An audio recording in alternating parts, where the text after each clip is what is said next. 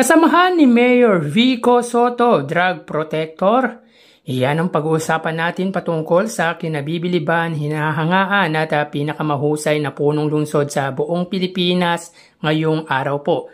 Pero bago natin talakayin yan ay humihiling ako na pakisubscribe ang aking YouTube channel. Paki-like and share na din po para mas dumami pa po ang makapanood ng content natin. Maraming salamat po sa inyo mga kaparokya at maraming salamat din po sa patuloy na tumatangkilik, patuloy na nanonood sa aking video. Partikular nga po yung mga OFW na solid viewers natin. Maraming salamat po sa inyo mga kaparokya at sobrang na-appreciate ko po kayo. So yun yung mga kaparokya, grabe ang naging akusasyon ng kalaban ni Mayor Vico Soto na isang kontraktor. At mga kaparokya, ipinagdiinan nito na sobra daw yumabang or mayabang ang butihing mayor. So mga parokya, disclaimer lang po, ang papakita ko po sa inyong video ay nangyari bago mag-eleksyon. Spota, drug protector, ginawa mo konsyal, ginawa mo kanan kamay, kasalanan mo yan, problema mo yan, kung di mo kaya makontrol ng taong yan. Bakit ba kami inatake ni Volta? Hindi ko naman siya kilala. Dahil lang doon sa binigay ng pangalan ng mga barangay, doon sa presinto, yung pangalan lahat na maibon sa drugs. Ngayon, sino yung heavy ng presinto? Si Torres.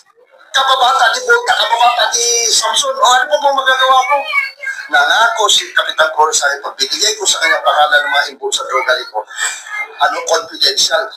Hindi. Pagkatao kong binigay sa kanya, inatake kami dito. 2 pang beses nila kami nirate bago dumating si Vico.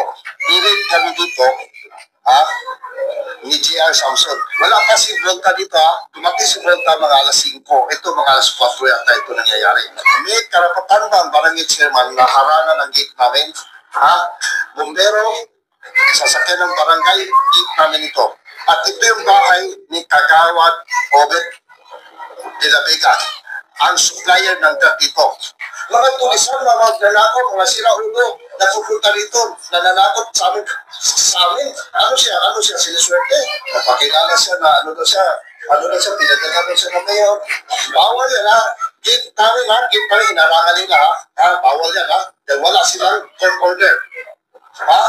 Walang complaint nakafile sa amin barangay lang siya. Sino ba si Samson?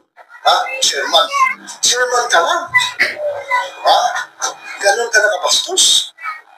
Marami ka pang kakainin bigas. Paulit-ulit kasi sinabi niya na kami mga negosyante, masasama kaming tao. Naalala ko, sunod-sunod kami mga negosyante, inatake ni Vico. Ilan ba kami ang inatake niya rito? Ang sama niyan, katulad ako, sinabi niya, papakulong daw niya ako. Wala pa nga siyang kauso na pero bakit mo ako sinigawan na ipapakulong ako? Isa lang ang sagot ko sa iyo. Vico, sumobra na kayabangan mo. Hindi mo pa na ako napailan ng case. Sasabihin mo na kayo pakulong. At saka yung mga tauhan niya, ganun din sinabi sa amin na kung papakita ko sa inyo yung si Bong de Leon. Anak ko, abogada. Siya, manglugas lang sa kalye. Hinamon ba naman anak ko na papakulong niya? Hindi ata siya nakatungtong na lupa. Buong, pumunta ka ulit sa akin. Dati hindi ako lumalaban sa iyo sa background. Nire-respeto ko. Pero ngayon ka lumupunta sa akin. Pumunta ka ngayon magtapang-tapangan ka. Titingnan natin ang tsura mo. Ang yayabang Ang baga na pinag-aralan. Tapos hamulin ang isang abogada na Vico. Sampal ito sa iyo. Dahil ang matauhan mo ang nagsisira sa iyo. Hindi kami mga negosyante.